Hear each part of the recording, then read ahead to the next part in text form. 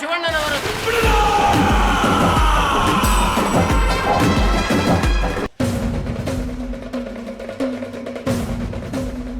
ತುಂಬ ಕೆಸರು. ಅಲ್ಲಿ ಕೋಣ ಓಡಿಸೋದು ಅಷ್ಟು ಸುಲಭ ಇಲ್ಲ, ಯಾಕಂದರೆ ನಾನು ಸ್ವಂತ ಓಡಿಸಿದ್ದೇನೆ, ನಮ್ಮ ಆಚೆಯವರೆಲ್ಲ ಓಡಿಸಿದ್ದಾರೆ. ಫಿಕ್ಸ್ ಬೀಳೋದಂತೂ ಫಿಕ್ಸು ಅದರಲ್ಲಿ. ನನಗೆ ಡೇ ಆಫ್ ಶೂಟ್ ತನಕ ನಂಗೆ ನಂಬಿಕೆ ಇರಲಿಲ್ಲ ಇವ್ರ ಕೈಲಿ ಅಂದ್ಕೊಂಡಿದ್ದ ಲೆವೆಲಲ್ಲಿ ಆಗುತ್ತೆ ಅಂತ. ಬಟ್ ಯಾವಾಗ ಫಸ್ಟು ಟೇಕ್ ಇವರು ಆ ಫೋರ್ಸಲ್ಲಿ ಓಡಿಸಿದ್ರು ಅವಾಗ ಪಕ್ಕ ನಂಗೆ ಯಾವುದೇ ಪ್ರೊಫೆಷನಲ್ ಬಾಡಿ ಡಬಲ್ ಯೂಸ್ ಮಾಡಿದ್ರು ಈ ಇಂಪ್ಯಾಕ್ಟ್ ಬರ್ತಿರಲಿಲ್ಲ. ಈ ಊರವ್ರಿಗೆ ಒಂದಷ್ಟು ಕ್ಯೂರಿಯಾಸಿಟಿ ಏನಂತಂದರೆ ಈ ರಿಷಬ್ ಶೆಟ್ಟಿ ಏನು ಕೋಣ ಓಡಿಸ್ತಾರೆ ನೋಡಬೇಕಲ್ಲ.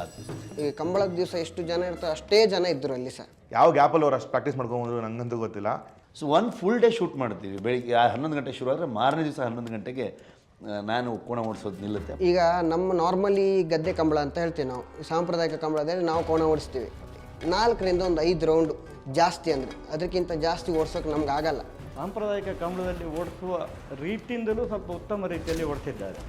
ಅದ್ರ ಬಗ್ಗೆ ನಾವು ಅವ್ರ ಬಗ್ಗೆ ಒಂದು ಹೆಮ್ಮೆ ಪಡಬೇಕು. ಅಂದರೆ ನಮಗೆ ಸುಸ್ತಾಗ್ತದೆ, ಬಾಡಿ ಎಲ್ಲ ಸ್ವಲ್ಪ ವೈಬ್ರೇಷನ್ ಸ್ಟಾರ್ಟ್ ಆಗ್ತದೆ, ಯಾಕಂದರೆ ನಾವು ಹಲಿಗೆ ಮೇಲೆ ನಿಂತ್ಕೊಳ್ಬೇಕು. ಆ ಹಲಿಗೆ ಇಷ್ಟೇ ಚಿಕ್ಕದಿರ್ತದೆ, ಅದ್ರ ಮೇಲೆ ಬ್ಯಾಲೆನ್ಸ್ ಮಾಡಬೇಕು. ಈ ಸಿನಿಮಾದ ಶೂಟಿಂಗ್ ಹೆಂಗಾಗುತ್ತೆ ಅಂದರೆ ರಿಪೀಟೆಡ್ಲಿ ನಮ್ಗೆ ಬೇಕಾಗಿದ್ದ ಆ್ಯಂಗಲ್ಗಳು ತೊಗೊಂಡು ಹೋಗ್ತಾ ಹೋಗ್ತೀವಿ. ಇದೊಂದು ಸ್ವಲ್ಪ ಬೇಕು ನಮಗೆ, ಇದು ತೊಗೊಂಡ್ವಿ, ಫ್ರಂಟಲ್ಲಿ ಒಂದು ಸ್ವಲ್ಪ ಬೇಕು ಅದಕ್ಕೊಂದು ತೊಗೊಂಡ್ವಿ. ಅದು ಶೂಟಿಂಗ್ ಟೈಮಲ್ಲಿ ರಿಷಭಣ್ಣ ಒಂದು 30-35 ಸಲ ಅದನ್ನು ಓಡಿಸಿದ್ದಾರೆ. ಅಲ್ಲಿ ಓಡಿಸಬೇಕು ಮತ್ತು ಹೇಗೆ ಬಂದಿದೆ ಅಂತ ನೋಡಬೇಕು.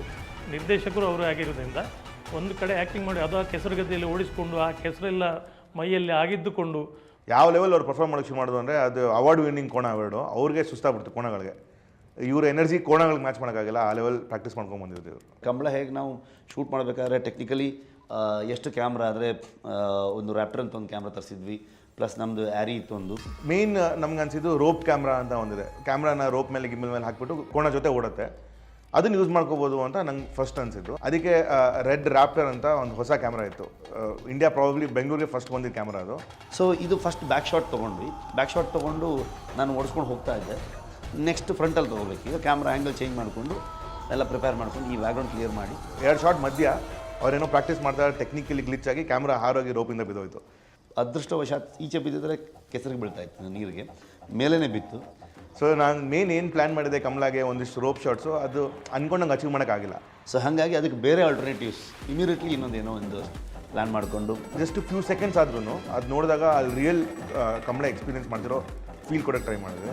ಬ್ಯಾಕ್ ಟು ಬ್ಯಾಕ್ ಆ ಕ್ಯಾಮರಾಗೋಸ್ಕರ ಅದು ಒಂದು ಇದಕ್ಕೋಸ್ಕರ ಬ್ಯಾಕ್ ಟು ಬ್ಯಾಕ್ ಓಡಿಸಿ ತುಂಬ ಸುಸ್ತಾಗಿದ್ರು. ಎಲ್ಲಿ ತನಕ ಸುಸ್ತಾಗಿದ್ರೆ ಪಾಪ ಅವ್ರ ಹತ್ರ ಮಾತಾಡ್ಲಿಕ್ಕೆ ಆಗ್ತಾ ಇರಲಿಲ್ಲ. ಮತ್ತು ಅದೇ ಕಮಲ ಗದ್ದೆಯಲ್ಲಿ ಒಂದು ಫೈಟ್ ಶೂಟ್ ಮಾಡಿದ್ವಿ ನೆಕ್ಸ್ಟು. ಅಲ್ಲಿ ಹೆಂಗೇನೋ ಆಲ್ಮೋಸ್ಟ್ 2 ಅಡಿ ಕೊಚ್ಚೆ ಇತ್ತು. ಆ ಕೊಚ್ಚೆಯಲ್ಲಿ ನಮ್ಗೆ ಏನಿಸಿದ್ದು ಅಂದರೆ ಆ ಫೈಟ್ನ ಎಲ್ಲರೂ ಇಮರ್ಸಿವ್ ಆಗಿರಬೇಕು ಅಂದರೆ ನಾವು ಫೈಟರ್ಸ್ ಜೊತೆ ಅಥವಾ ಆ್ಯಕ್ಷನ್ ಜೊತೆ ಇರಬೇಕು ಕ್ಯಾಮ್ರಾ ಅಂತ. ಸೊ ಕ್ಯಾಮ್ರಾ ಇಟ್ಕೊಂಡು ನಾವೆಲ್ಲ ಕಮಲ ಗದ್ದೆ ಒಳಗಡೆ ಇಳಿದಿದ್ದು.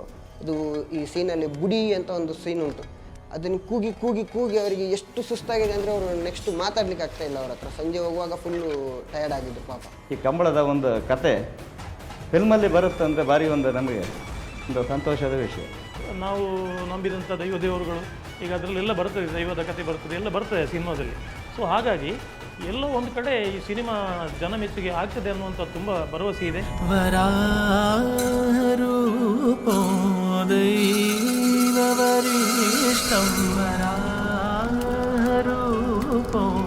ದೈವವರಿಷ್ಠಂ